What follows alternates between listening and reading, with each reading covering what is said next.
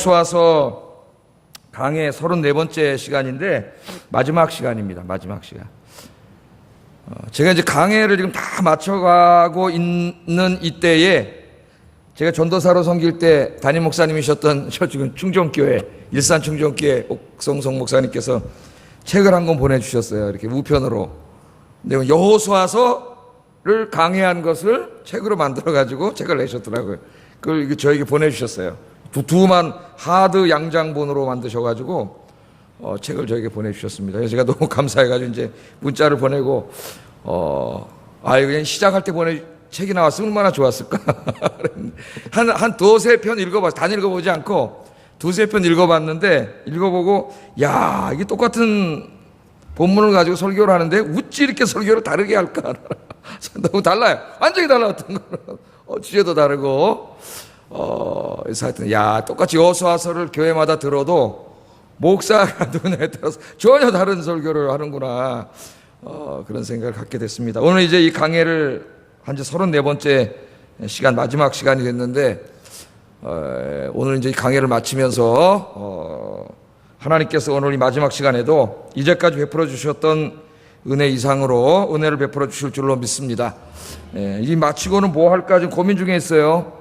에스겔서를 할까 이렇게 맨 처음에 생각을 하고 지금 공부를 하고 있어요. 신학적인 것을 이렇게 틈틈이 공부를 하고 있는데 조금 또 이게 좀 두렵기도 합니다. 에스겔서의 어두운 이야기들이 너무 많아가지고 이걸 계속 수요일마다 하기가 좀 그렇지 않을까 이런 생각도 들고 그러면 사도행전을 그냥 아예 쫙 다시 한번 가르칠까 사도행전을 그래서 결정을 못 하겠어요. 결정을 기도 중에 있으니까 여러분 결정을 잘하도록 기도해 주세요. 에스겔서로 하면 이제 잘 다루지 않던 성경을 다루는 의미는 있는데 그러니까 또 주일날도 지금 맞춰놓고 빌립보서를 거의 하려고 했었는데 고린도전서를 해야 되지 않나? 이런 생각이 들어가지고 또 지금 계속 내 머릿속에서 좀 왔다리 갔다리 하고 있어요.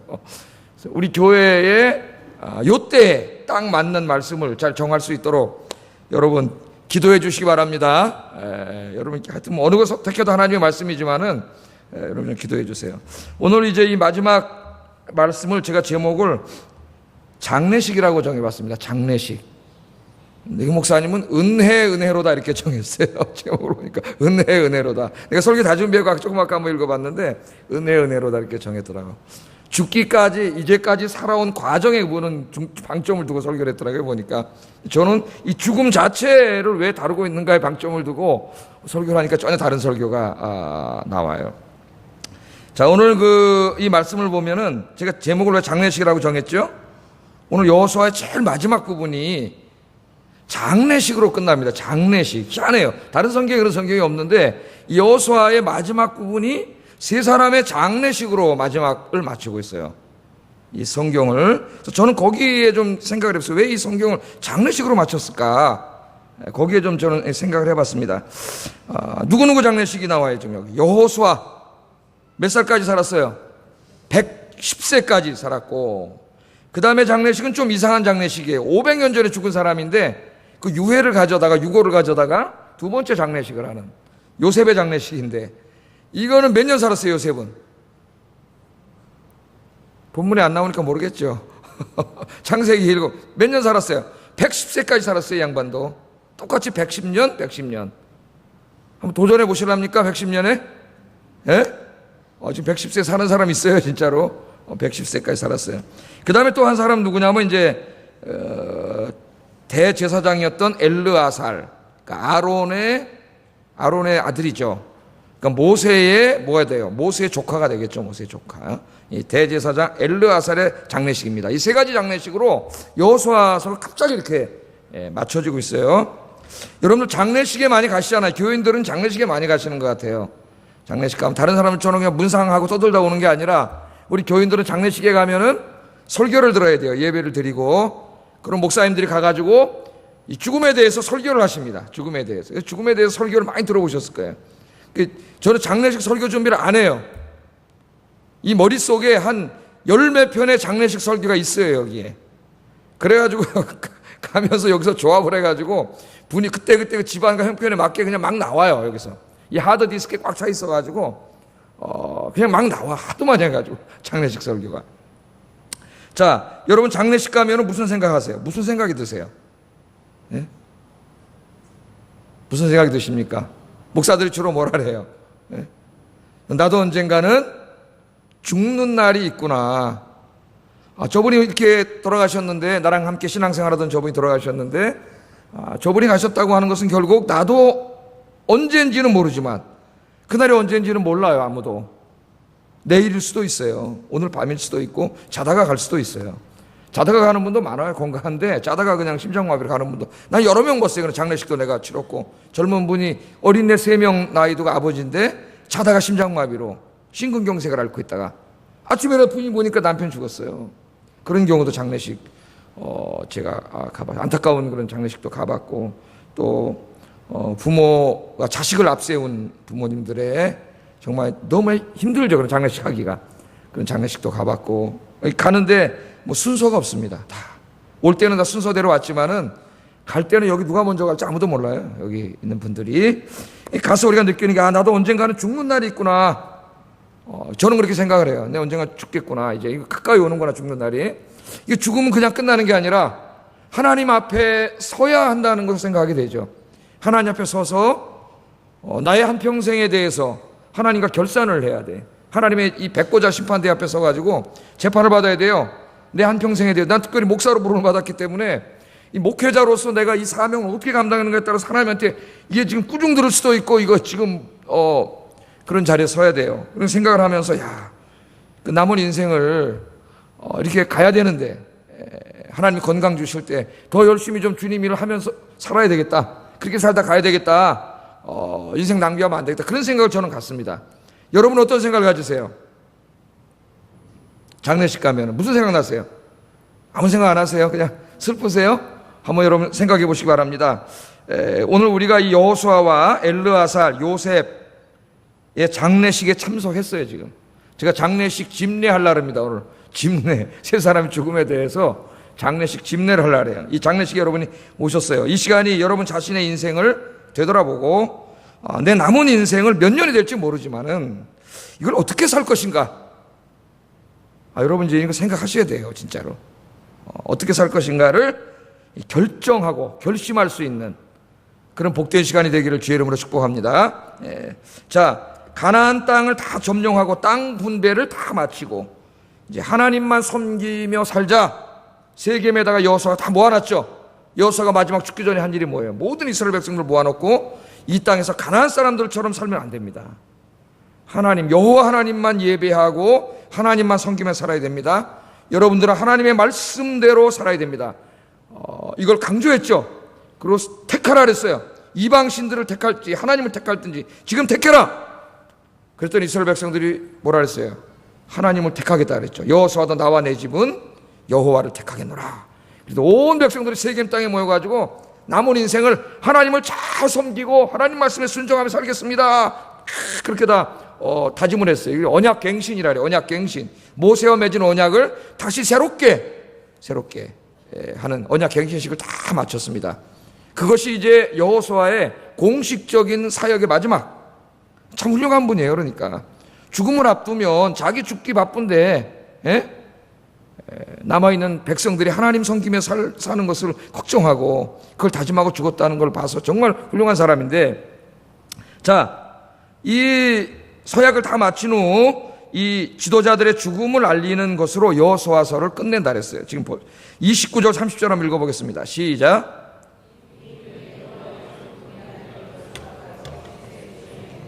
그들이 그를 그의 기업의 경내 딥나세라에 장사하였으니 딥나세라는 에브라임 산지 가스산 북쪽이었더라. 여호수아 장례식을 치렀습니다. 그 다음 33절 읽어보겠어요. 시작.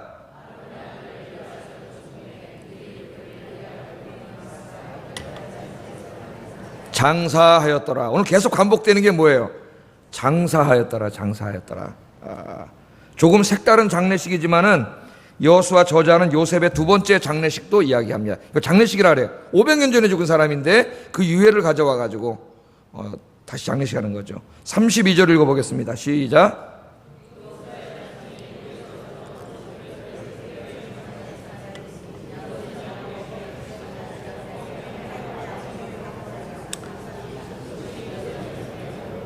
아멘. 자, 우리는 보통 이야기가 진전돼 나갈 때 여호수아는 그 전쟁에서 땅 차지하고 나눠주고 이런 얘기만 계속 나오거든요. 근데 여호수아 다 끝나갈 때쯤 돼가지고 땅을 다 이제 차지해갖고 나눠준 얘기가 나와요.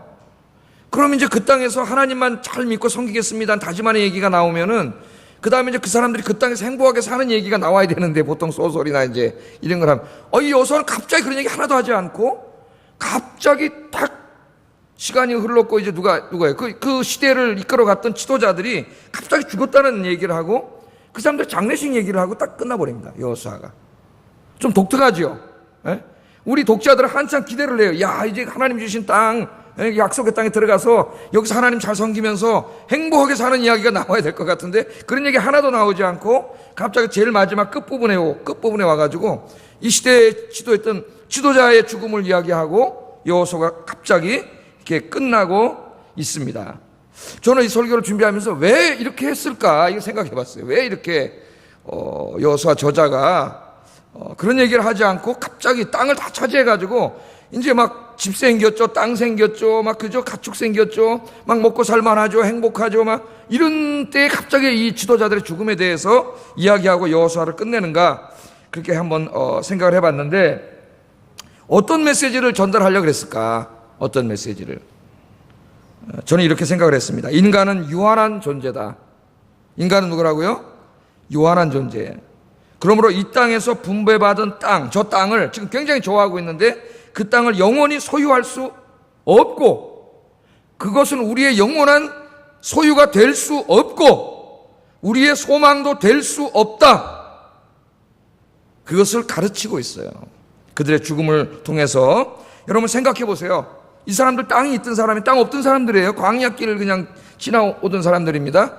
땅이 있어요? 뭐 집이 있어요? 아무것도 없어요. 예? 먹을 것도 없으니까 하나님이 하늘에서 내려줘야 먹고 살던 이런 사람들인데, 이제 가나안 땅에 들어와서 열심히 싸워가지고 지금 땅을 다 얻어가지고 이제 땅도 다 나눠줘서 집집마다 자기 땅이 생겼어요. 여러분, 저는 지금 이 땅에 이제 우리나라에 땅 한 평이 없습니다. 예? 땅 한 평이 없이 살아가고 있는데, 땅이 없던 사람이 땅이 생기고 집이 생기고 막 이러면 좋겠어요, 안 좋겠어요?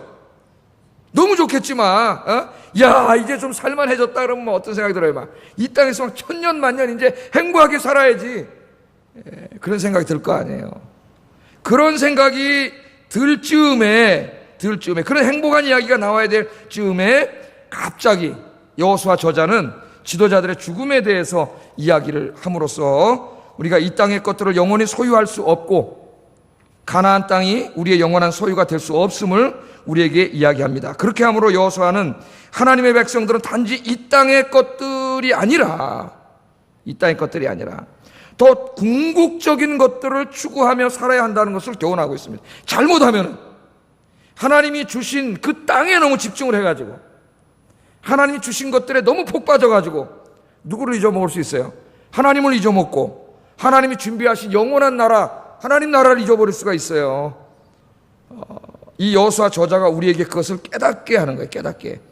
여러분, 하나님께서 신앙생활 잘하고 기도하고 막 이뻐서 복을 주실 수가 있는데 잘못하면 우리가 어떻게 해요? 그 복에 폭 빠져버려요. 하나님이 주신 복, 거기에 폭 빠져가지고 그게 하나님이 돼요. 그걸 거기에 미쳐 살다가 누굴 잊어버려요? 하나님을 잊어버려요. 기독교 역사가 다 그랬어요, 이때까지. 제가 늘 말하잖아요. 경제가 성장하고 삶이 윤택해졌을 때 하나님을 잘 믿은 경우가 거의 없다고. 거의. 조심해야 됩니다, 여러분. 나는 아니라고요? 천만의 말씀이에요. 이미 우리 어머니 아버님 시대에 예수 믿는 것과 이 시대에 사람들 예수 믿는 거는 천지차예요. 지금 천지차예요. 그분들이 그 뜨겁게 하나님을 섬기고 믿었던 그런 신앙이요, 지금 50% 다 떨어졌어요. 이미. 이제 우리 자식 세대로 가면 어떡할까요? 안 그렇게 되도록 기도해야 되겠죠. 우리가 안 그렇게 되도록. 그래서 오늘 이 말씀을 주는데, 여러분, 이 히브리서 저자를 보면은, 히브리서 말씀을 보면은 히브리서 저자가 먼 훗날 이 말씀으로부터 먼 훗날이죠. 한 1500년 이상 지난 1500년은 아니겠죠. 한 1000년 이상 지난 먼 훗날 이 여호수아서를 묵상하면서 제가 한 이야기를 합니다. 제가 그냥 막 하는 얘기가 아니에요. 왜 갑자기 맞췄느냐? 이야기를 해요. 이렇게 평가를 해요. 자, 히브리서 4장 8절에서 11절 같이 한번 읽어보겠습니다. 시작.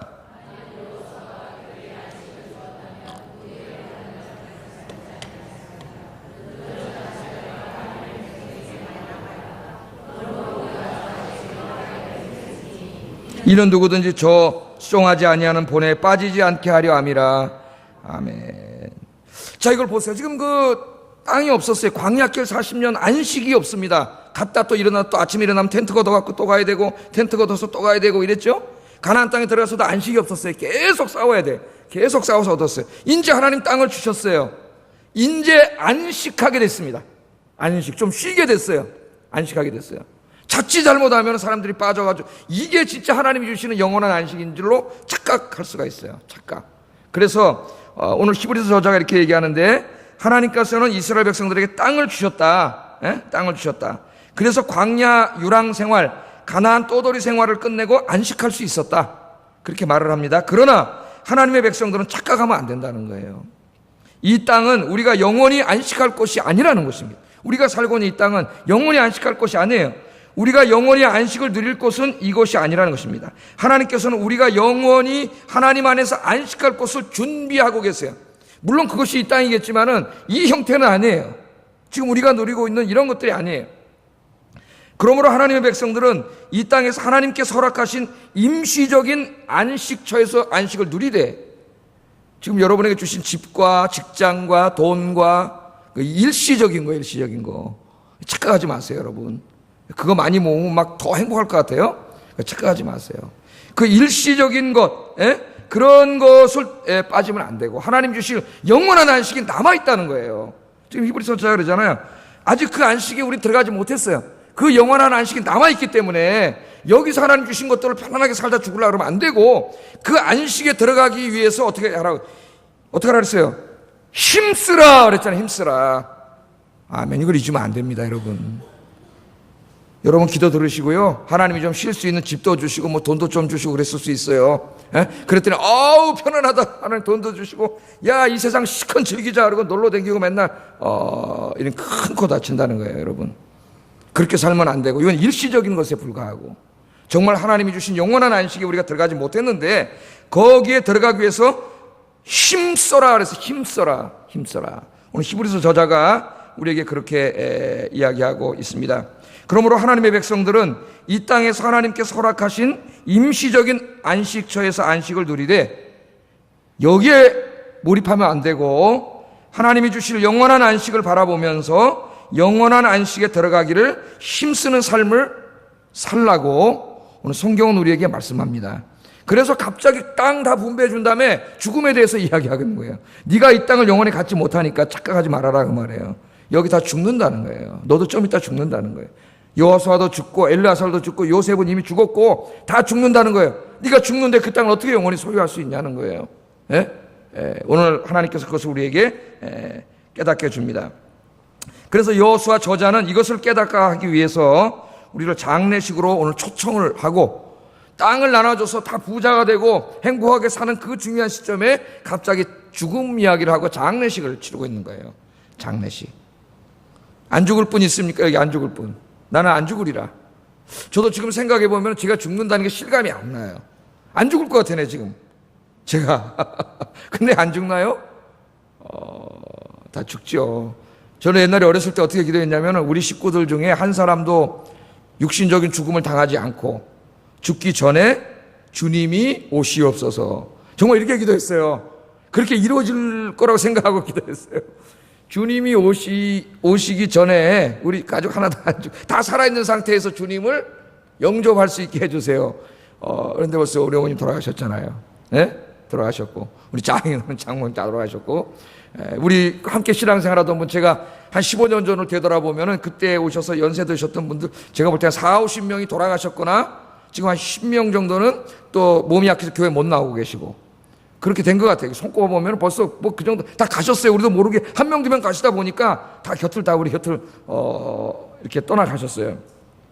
그래서 우리가 이 장례식을 다 치러드렸는데 오늘도 우리가 장례식장에 왔습니다. 장례식장에 왔어요. 하나님께서 뭐라 그랬어요? 솔로몬을 통해서 잔치집에 가려고 하지 말고 인생의 중요한 진리를 깨닫고 네 인생을 새롭게 정립하기 위해서는 초상집에 가야 된다.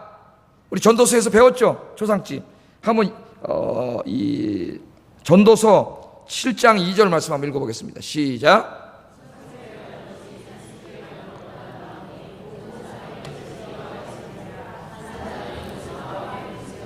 아멘. 그래서 하나님께서는요, 잔치집에 가는 것보다 초상집에 가는 게 훨씬 우리에게 유익하다 그래요.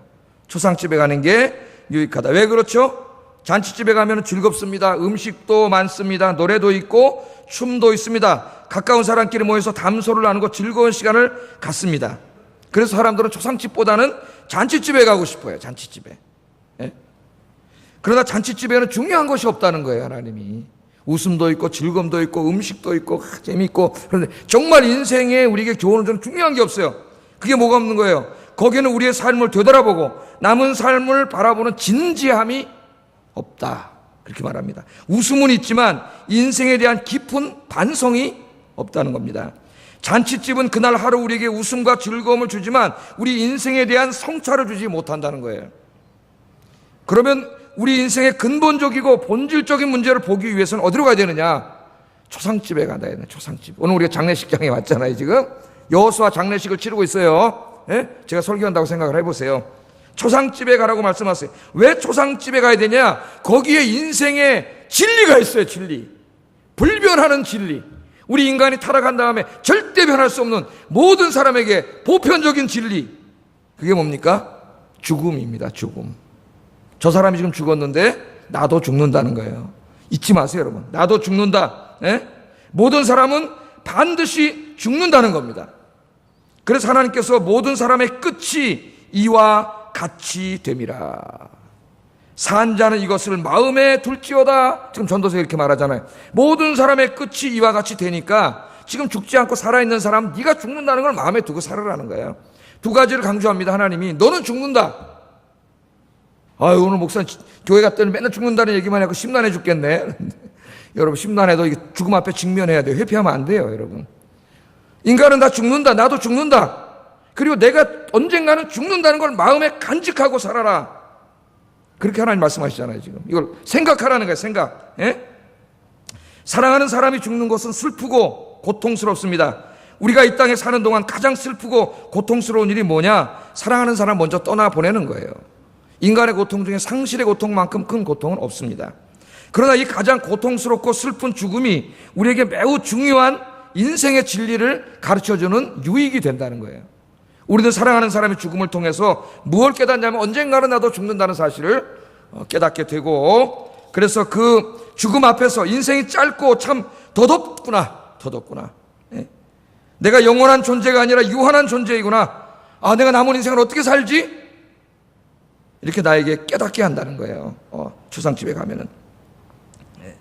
우리는 여호수아와 엘르아살과 요셉의 장례식장에 참석했습니다. 생각하고 싶지 않겠지만은 이 시간에 여러분의 죽음에 대해서 한번 생각해 보세요. 죽음. 죽음에 대해서 생각하시고 두 가지를 생각하세요. 나는 반드시 죽는다.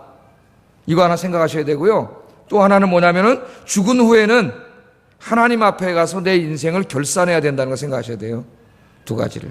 나는 죽는데 죽는 것으로 끝나지 않아요. 요새 그 서점에 가면 죽음에 대한 책들이 굉장히 많이 나옵니다. 죽음에 대한 책들이 많이 나오는데 이 죽음이 무엇인가? 인간은 왜 죽는가? 죽음을 어떻게 맞이해야 되는가? 어떻게 고귀한 죽음을 맞이할 수 있는가? 뭐 별의별 얘기들 다 해요. 죽음에 대해서. 너무 이제 우리가 경험해보지 않은 사실이기 때문에 죽음에 대해서 상당히 궁금해하죠. 죽은 후에 어떻게 될까요? 하나님 앞에 가야 돼요. 하나님 앞에 가서 우리 한평생에 대해서 하나님 앞에 재판을 받아야 됩니다. 반드시 하나님 앞에 결산할 날이 있기 때문에 우리의 남은 인생을 어떻게 살 것인가에 대해서 우리는 오늘 이 세 사람의 죽음 앞에서 진지하게 한번 생각해 봐야 돼요. 진지하게. 남은 인생을 어떻게 살 것인가? 지금 내가 어떻게 살고 있는가? 이걸 진지하게 생각해 봐야 됩니다. 모든 인간은 하나님의 심판대 앞에 서서 한평생에 대해서 재판을 받아야 되는데 내가 살아온 것들이 다 하나님 앞에 드러납니다. 내가 말한 것도 다 드러나요. 성경에 다 있는 말씀에 제가 한 구절한 걸 찾아보지는 않겠지만은 내가 한 말도 하나님 앞에 다 녹음되어 있어요. 다 하나. 내가 한 행동도 다 녹화되어 있어요. 다 그대로 나와요. 심지어는 여러분의 마음속으로 생각한 것까지 다 보인다 그랬어요. 우리가 한평생 살아왔던 것이 하나님 앞에 백일하에 다 드러나요. 성경 그날이 반드시 있다. 반드시 있다. 그렇게 얘기합니다. 그러므로 죽는 게 문제가 아니다. 우리 인간에게. 죽는 게 문제가 아니라 우리가 하나님 앞에 어떤 모습으로 서느냐가 중요한 거예요. 우리 죽는 건 누구나 다 죽어요. 하나님 앞에 우리가 어떠한 모습으로 설 것인가, 우리가 어떻게 살 것인가 생각해 봐야 됩니다. 오늘 여기 예배 참석하신 분들은 다 예수 믿는 분들이기 때문에 잠깐만 선풍기 좀 틀어요. 이상하게 저는 땀을 굉장히 많이 흘려요. 잘 때도 요새 같은 날은 막 자고난 비계가 다 젖어 있어요. 막 땀이 막 이렇게 막 많이 흘려가지고 저 혼자 덥죠 지금. 예? 저 혼자 덥고 설교하면서. 자, 지옥 갈 사람은 없습니다. 여기 다 예수 믿어요. 근데 하나님 앞에 서면은 한평생 우리가 살아온 곳에서 면류관을 받을 분들도 있고 잘했다 칭찬받는 분들도 있고 고린도전서 3장에 의하면은 불구덩이에서 튀어나온 것 같은 구원을 받는 사람도 있다 그랬어요. 그래서 거기서 어떤 목사님이 부끄러운 구원이라는 말을 하는데 부끄러운 구원. 구원은 맞대 부끄러운 구원. 부끄러운 구원이 있을까요, 여러분? 부끄러운 구원이? 구원은 그 자체가 완전한 거예요.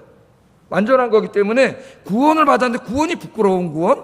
있을 수 없습니다. 이 불구덩이에서 튀어나온 것 같은 구원이 뭘까요? 그 문맥이 뭐냐면은 이 세상에 교회를 섬기고 신앙생활 하는데 어떤 사람은 금과 은과 그죠? 이런 것들로 집을 짓는 사람이 있고 우리 신앙생활을 집 짓는 데다 비유해서 어떤 사람은 나무와 지푸라기와 이런 걸로 집을 짓는 사람이 있대요. 예? 그러니까 신앙생활을 하는데 겉으로 볼 때는 다 화려해 똑같은 것 같아.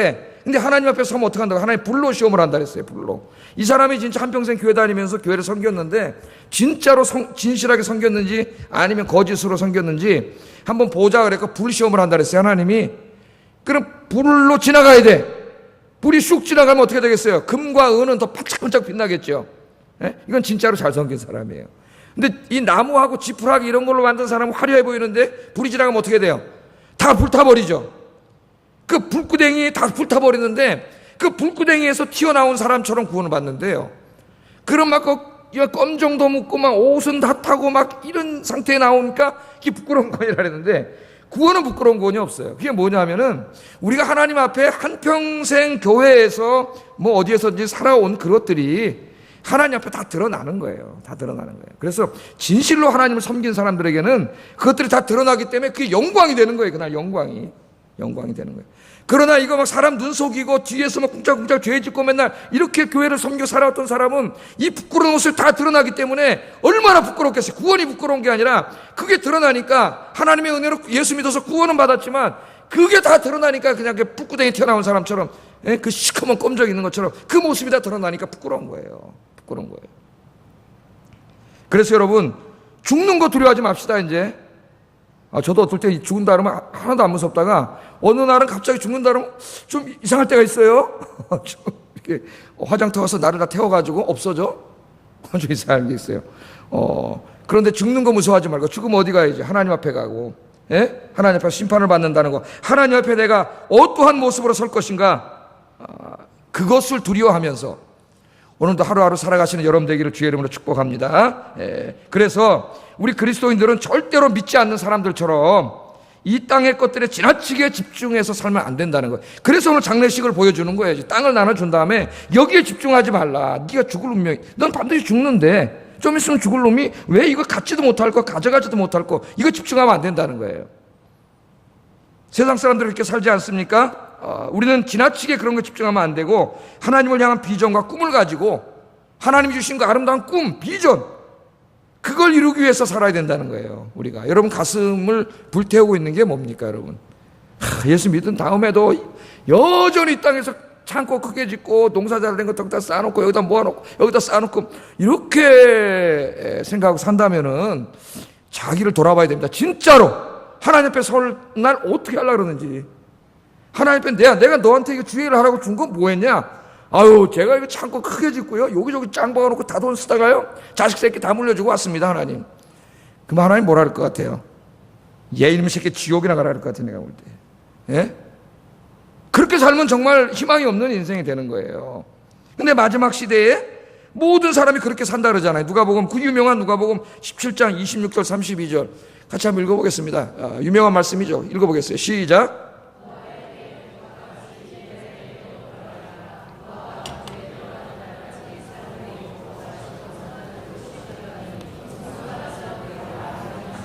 또 또 롯의 때와 같으니 사람들이 먹고 마시고 사고 팔고 심고 집을 짓더니 롯이 소돔에게 나가던 날에 하늘로부터 불과 유황이 비오듯 하여 그들을 멸망시켰느니라. 인자가 나타나는 날에도 이러하리라. 그날에 만일 사람이 지붕 위에 있고 그의 세간이 그 집 안에 있으면 그것을 가지러 내려가지 말 것이요 밭에 있는 자도 그와 같이 뒤로 돌이키지 말 것이니라. 롯의 처를 기억하라 그래요. 노아의 때 홍수가 바로 코앞에 와 있는데도, 내일이면 홍수가 내리는데도 그것도 모르고 그날까지 뭐 하고 있어요? 시집가고 장가하고 이거 했다는 거 아니에요? 방주에 들어가던 그날까지 먹고 마시고 장가하고 시집가고 홍수가 나서 죽기까지 그 짓 했다는 거예요. 지금 그러고 있잖아요, 사람들이. 우리가 전도하잖아요. 하나님의 심판이 있다고, 주님이 재림하신다고, 콧방귀도 안 끼고 조롱하면서 계속 이렇게 살아간. 이제 불현듯 하나님의 심판이 임할 겁니다. 기회가 없어요. 끝이에요. 그러면 또 롯의 때와 같다. 롯의 때, 롯은 어때요? 또 사람들이 먹고 마시고 사고 팔고 심고 집을 짓고, 유황불 심판이 지금 유황불 내리려고 천사가 지금 성에까지 들어왔는데 그걸 모르고 영적으로 무감각해져 가지고 뭐 하고 있어요? 먹고 마시고 사고 팔고 심고 집 짓고 부시고 이거 하고 있다는 거예요. 여기에 몰입하고 산다는 거예요. 이게 단지 알고. 유황이 비오듯 하여 그들을 멸망시켰느니라. 인자가 나타난 날에도 이러하리라. 아멘. 인자가 오는 날 세상 사람들이 이렇게 한다는 거예요. 주님이 내일 오신다 그러면 내일 오시는데도 이렇게 한다는 거예요. 깨닫지 못하고. 그러면서 뭐라 그래? 그날에 만일 지붕 위에 있는 사람은 그 세간이 집에 있다고 집에 내려가지 말라 그래요. 밭에 내려가서 뭐 갖고 올라 그러지 말라 그래요. 그러면서 롯의 처를 생각하라. 롯의 처. 롯의 처가 어떤 여자입니까? 그 유황불 구덩이 심판 받을 사람이었는데 정말 하나님의 은혜로 이 아브라함이 막 내 조카 살려달라고 하나님 중보기도 해가지고 그 중보기도 덕분에 하나님의 은혜로 구원받아가지고 그게 몸으로 튀어나온 거지. 알몸으로. 거기 다 있는데 지금 그건 뭐야 그냥 다 있는데 튀어나오다 보니까 너무 아까워가지고 지붕에 있다 집으로 내려간 거예요. 쉽게 얘기해서. 그걸 아까워가지고 다시 뒤를 돌아보면서 이러다가 뭐가 됐어요? 소금기둥이 됐다는 거예요. 그 멸망이 유황불이 내 떨어지고 있는 그 순간에도 그 돈밖에 모르는 이런 인생이 된다는 겁니다. 안타까운 거는요, 예수 믿는다 하는 사람들이 이렇게 산다는 거예요. 예수 믿는 사람. 예수 믿는 사람이 이렇게 살면 안 되는데 예수 믿는 사람도 이렇게 욕심 부리면서 산다는 거예요. 하나님 없어요. 하나님 나라를 위해서, 하나님 예배를 위해서, 교육을 위해서, 선교를 위해서 하나님 내게 주신 것들로 사용하면서 살아야지 이런 개념이 아예 없어요. 어떻게든지 이거 가지고 내가 더 잘 살고 요새 뭐 100살까지 산다는데 뭐 다 어떻게 해놓고 100살까지 살아야지. 착각하지 마세요, 여러분. 100살까지 어떻게 살아요? 한 달 후에 불러가면 여러분 가는 거예요. 하나님이 살게 해야지 사는 거지. 무슨 여러분 100살까지 산다 계획해놨다고 돈 모아놓으면 삽니까? 100억을 모아놓으면 뭐해? 내년에 죽는데. 그 어리석은 부자한테 그랬잖아요. 창고에다 잔뜩 모아놓고 아이고 죽을 때까지 이제 편안하게 살아야 되겠다. 얘 이놈 자식아, 이 어리석은 놈아. 오늘 밤에 너 죽을 거야. 하나님이잖아. 오늘 밤에 난 너 데려가려고 그러는데 그거 해놓고 뭐 100세까지 살겠다고? 100세로 자기 마음대로 100세 살아요? 내년에 죽을지 뭐 후년에 죽을지 한 달에 지가 어떻게 알아요? 아무도 몰라. 우리 하나님이 은혜를 주셔야 사는 거예요. 지혜롭게 여러분 생각을 하세요. 자기 인생을 이렇게 살면 어리석은 자고 욥의 처야 다시 구원받은 여자가 세상 바라보다 소금기둥이 돼가지고 이런 불행한 최후를 마치게 된다. 오늘 이걸 가르쳐 주려고 여호수아 마지막에 여호수아도 죽고 엘르아살도 죽고 요셉도 죽고 너도 죽는다. 너도 죽는다. 죽으면 하나님 앞에 서게 된다. 내 한평생에 대해서 하나님 앞에 심판을 받아야 된다. 그러면 어떻게 살아야 되느냐?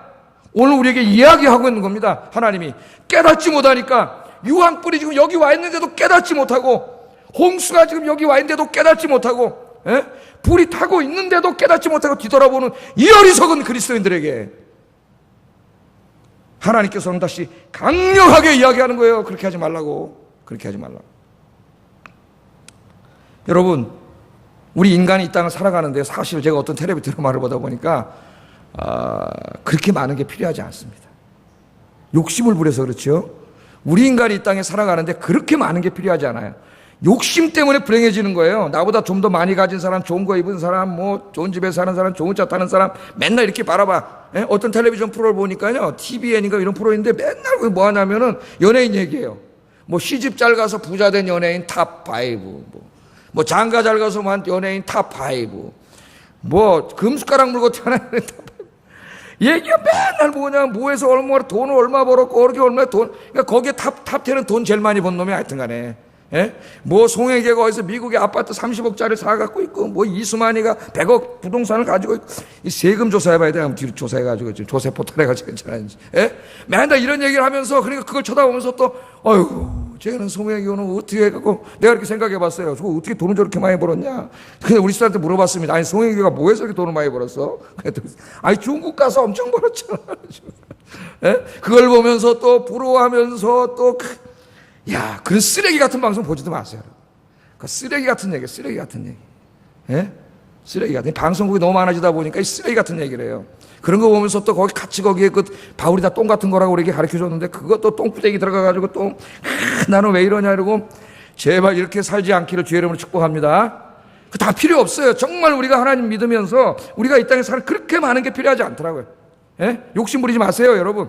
하나님이 주신 것들로 영광 위해서 쓰시고, 주님 위해서 쓰시고, 주의 일 하시고, 여러분, 롯의 이 아내처럼 자꾸 그거 뒤돌아보면서 아이고, 아까워라, 저거 내 평생 갖고 가야 되는데, 이런 어리석은 생각하지 않는, 여러분들 되시기를 주님의 이름으로 축복합니다. 성경에는 이처럼 자기가 언젠가는 죽을 수밖에 없는 유한한 존재임을 망각하고 살아가는 이 많은 사람들의 이야기를 해줘요. 지금 몇 시에? 24분인데, 야고보서 4장 13절 14절 이것도 한번 읽어보겠어요. 제가 다 옛날에 강의했던 말씀인데 읽어보겠습니다. 시작.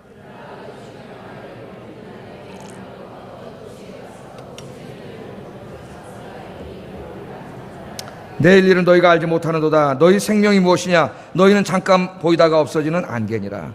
제가 야고보서 강의하면서 얘기했죠. 교회 와서 맨날 얘기하는 게 여기 가서 장사하고 저기 가서 장사하고 돈 이렇게 벌고, 교회 와서 또 떠들어대는 거예요. 장사꾼들이 와가지고 야, 나 저기 가서 내년엔 장사해가지고 1년 동안 내가 돈 이렇게 벌 계획을 세웠어. 막 그러니까 또 서로 부러워하고 어떻게 돈 버냐 맨날 이러면서 이런 얘기를 교회 와서 맨날 하고 앉아있는 거예요. 예? 이러자 들으라 너희 중에 말하기를 오늘이나 내일이나 우리가 어떤 도시에 가서 거기서 1년을 머물며 장사의 이익을 보려 하는 자들아, 내일 일을 너희가 알지 뭐 내일 일도 모르는 놈들이. 예? 너희 생명이 뭐냐? 너희는 잠깐 보이다 없어지는 안개니라. 하나님 그렇게 말해요. 내일 죽을지도 모르는데 무슨 놈의 1년 후에 계획을 세우고. 오해하지 마세요. 계획 세우지 말라는 말이 아니에요. 계획성 있게 살아야 돼요. 그리스도인들도. 예? 하나님을, 그의 인생에 하나님을 위한 계획이 없다는 거예요. 하나님을 위한 계획이.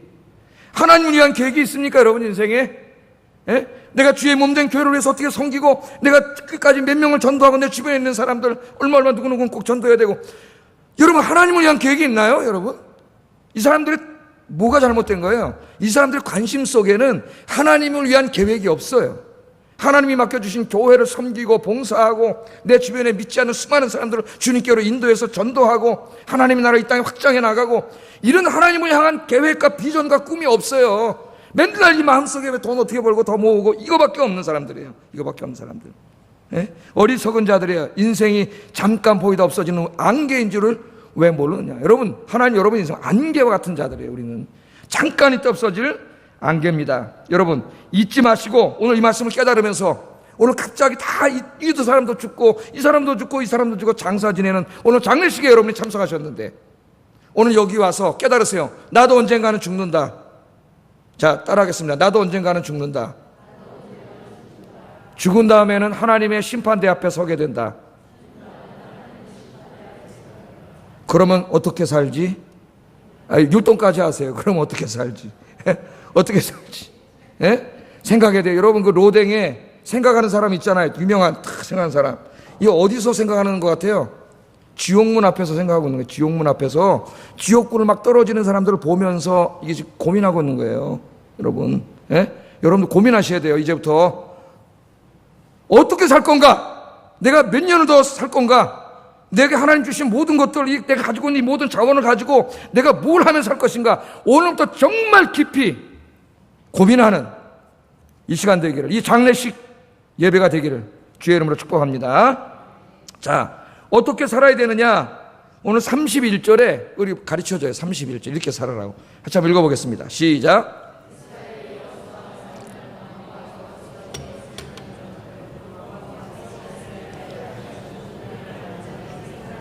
여호와를 섬겼더라. 아멘. 자, 지금 여호수아와 그 뒤에 생존한 장로들, 즉 여호와께서 이스라엘을 위하여 행하신 모든 일을 아는 자들이 사는 날 동안 여호와를 섬겼더라. 지금 이렇게 말합니다. 한번 여호수아를 한번 생각해 봅시다. 여호수아 빨리 한번 쫙. 여호수아가 이 무대에 처음으로 등장하는 게 출애굽할 때에 어디서 등장합니까? 아말렉과 전투가 붙었죠. 아말렉 이 사막의 도둑새들인데 아말렉 군인들이 그 이스라엘 행군하는데 제일 뒤쪽에 있는 그 어린아이들과 여자들, 노약자들 있는 곳을 쳤어요. 비겁하게. 그래서 전쟁이 붙게 됐죠. 유명하잖아요. 모세는 올라가서 손을 들고 기도하고 누가 나가서 싸웠어요. 여호수아가 무대에 등장합니다. 그는 장군으로서 군대를 이끌고 나가서 아말렉과 전투를 해요. 이스라엘은 무슨 무장한 훈련받은 군인이 있는 나라가 아니에요. 예? 그 사람들이 지금 노예 생활하다 나온 사람들인데 그 사람들을 데리고 나가서 전투를 해서 승리를 합니다. 이 민족을 위해서 목숨을 거는 일에 처음으로 등장을 해요. 그래서 여기에서 이제 승리를 하게 되고 모세 부관으로 발탁이 됩니다. 모세 부관으로. 그래서 모세를 평생 수행하죠. 모세를 수행하면서 모세가 회막에서 기도하고 들어가면은 밤늦게까지 기도하고 들어가잖아요. 여호수아가 어떻게 해요? 그 다음에 들어가서 기도했어요.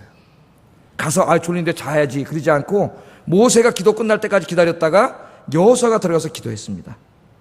하나님은 누구를 쓰세요? 200만 중에 왜 여호수아를 썼을까요? 기도하는 사람이었기 때문에 쓰는 거예요.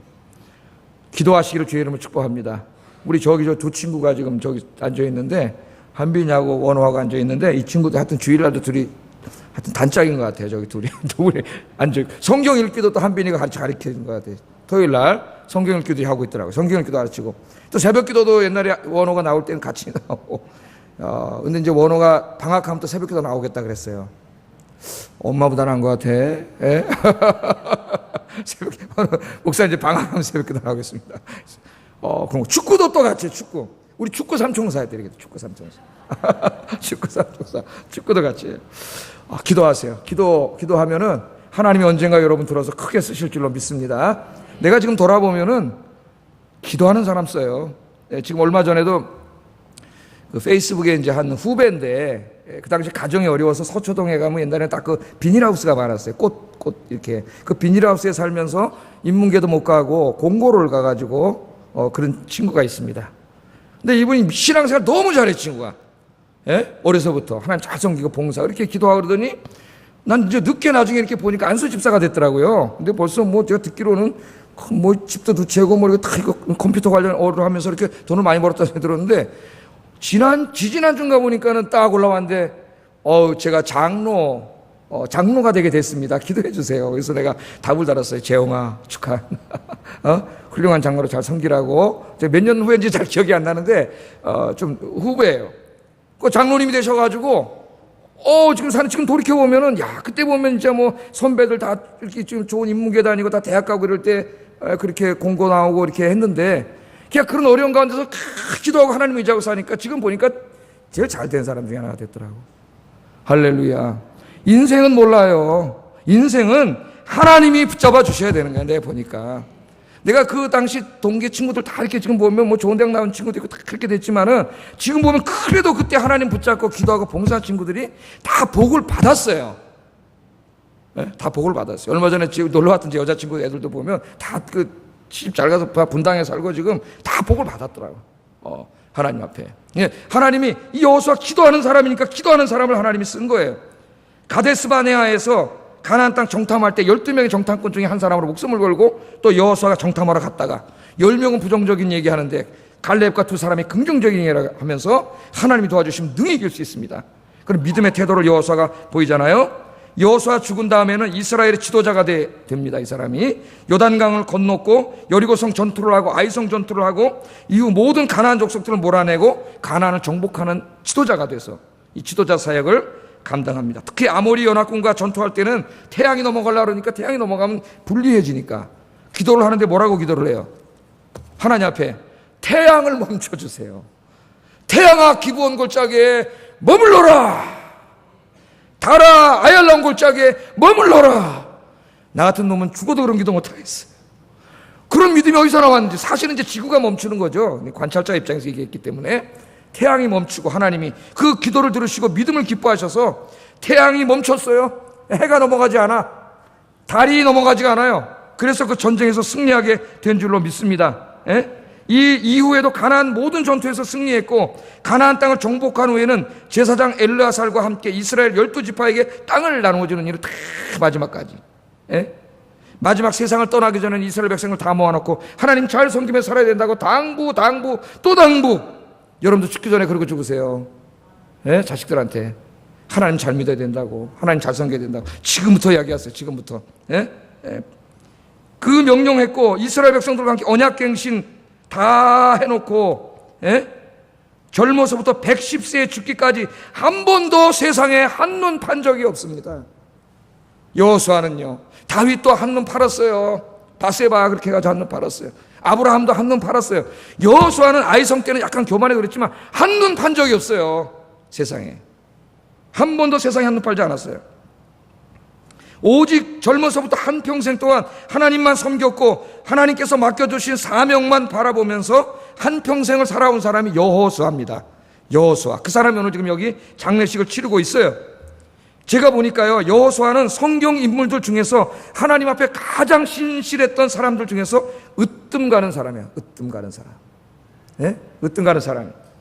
여호수아의 한평생을 요약한다면 저는 이렇게 요약하고 싶습니다. 키워드가 신실한 사람. 신실한 사람. 하나님 앞에, 사람 앞에 신실한 사람입니다. 신실한 사람. 한번 하나님 앞에 하나님 맡겨준 일을 감당할 때는 조금도 한눈 팔지 않고 그 사명 감당하고, 하나님 앞에 신앙생활할 때 세상에 한눈 팔지 않고 오직 하나님께 충성을 다하는 그런 신실한 사람, 변함이 없는 사람, 그렇게 한평생을 살았던 사람이 여호수아예요. 여호수아. 오늘 여기 오신 여러분들이 여호수아 같은 분들이 되기를 주의 이름으로 축복합니다. 여기 엘르아살도 또 나오잖아요. 예? 엘르아살은 제사장이에요. 여호수아를 기름 부을 때 기름을 부었던 제사장입니다.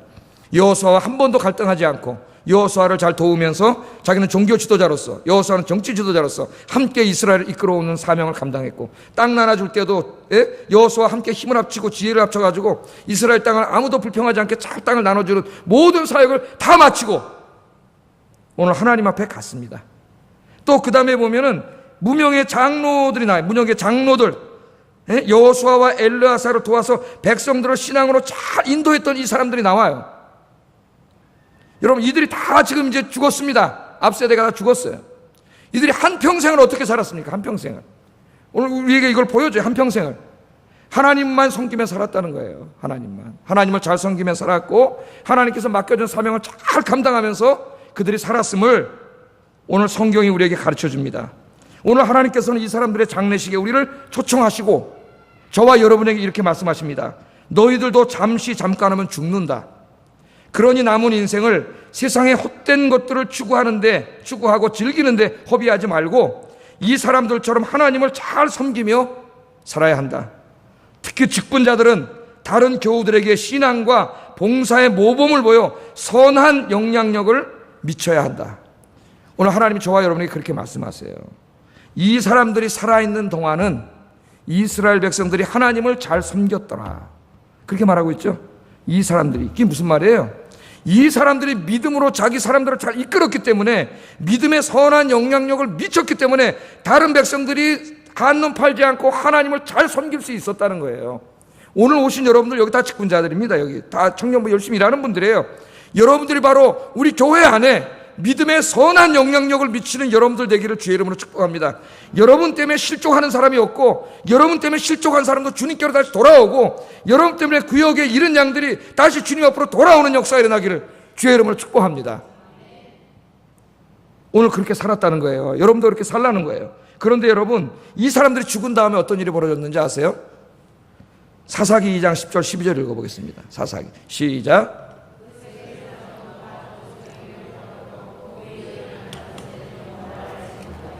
여호와께서 이스라엘을 위해 행하신 일도 알지 못하였더라.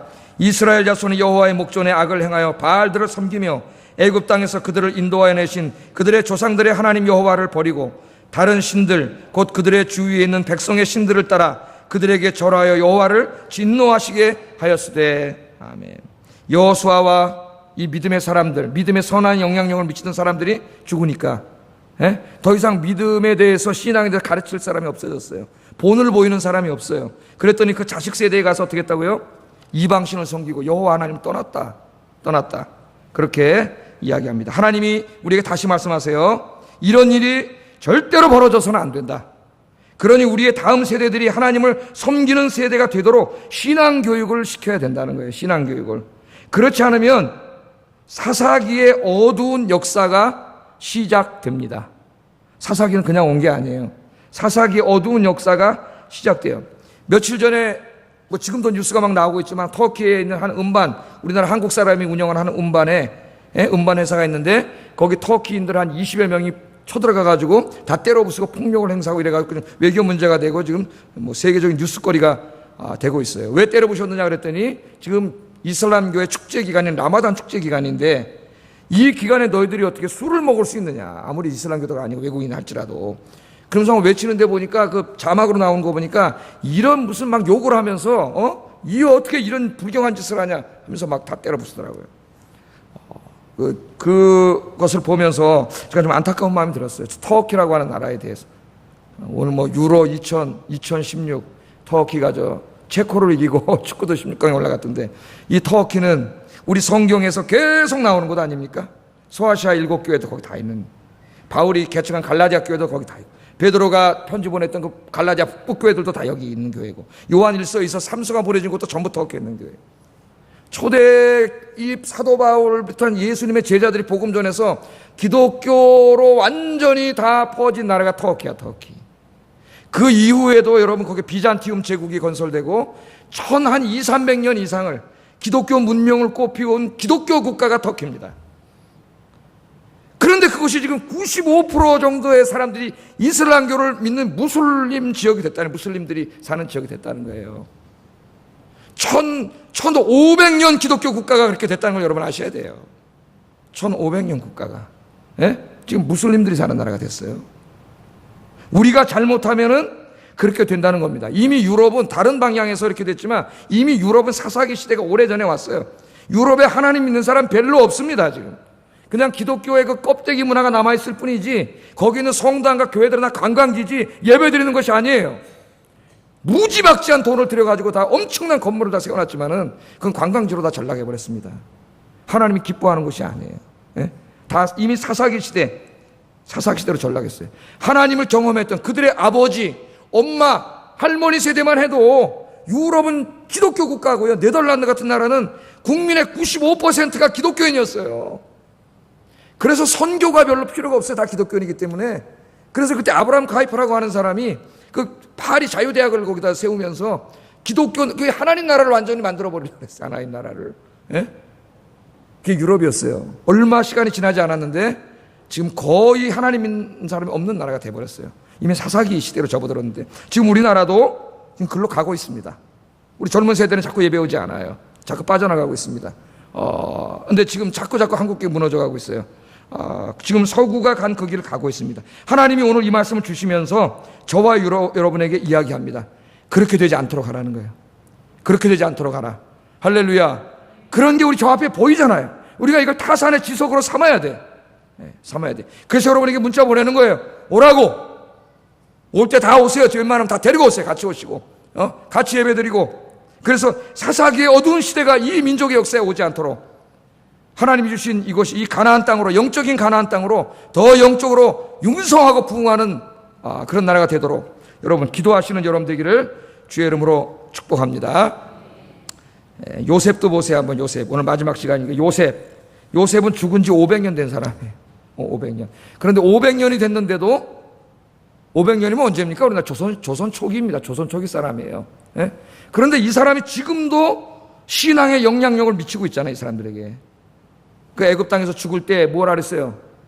뭘 확신했습니까? 하나님 땅에서 약속하신 대로 가나안 땅을 주실 것을 확신하고 내가 죽은 다음에 니네가 이 가나안 땅을 반드시 떠나서 약속의 땅으로 갈 건데 믿음이 얼마나 좋은 사람인가 보세요. 갈 건데 그때 그냥 가면 안 되고 내 해골을 파서 이 유골을 갖다가 약속의 땅에다 나를 매장해라.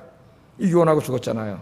그래서 모세가 430년 후에 430년 동안 그게 잊혀지지 않고 있었어요. 430년 후에 그 요셉의 묘를 파가지고 출애굽할 때 그 유골을 가지고 나와서 모세는 중간에 죽었죠.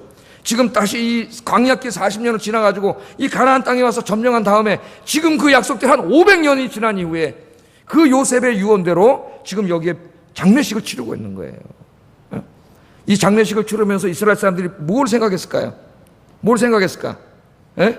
하나님의 약속을 조금 더 의심하지 않고 철저하게 신뢰하고 믿었던 사람 요셉. 우리도 그렇게 살아야 된다. 우리도 그렇게 살아야 된다. 그렇게 생각하지 않았을까요?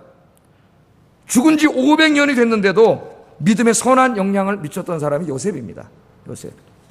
오늘 우리 아이언교회에 참석한 여러분들이 바로 그런 분들이 되기를 주의 이름으로 축복합니다. 기도하겠습니다.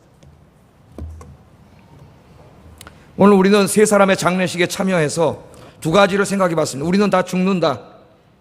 오늘 잊지 마세요. 나는 죽는다. 죽은 다음에는 하나님 앞에 심판대 앞에 선다. 내 한평생에 대해서 재판을 받는다. 그러면 나는 지금 어떻게 살아야 되는가?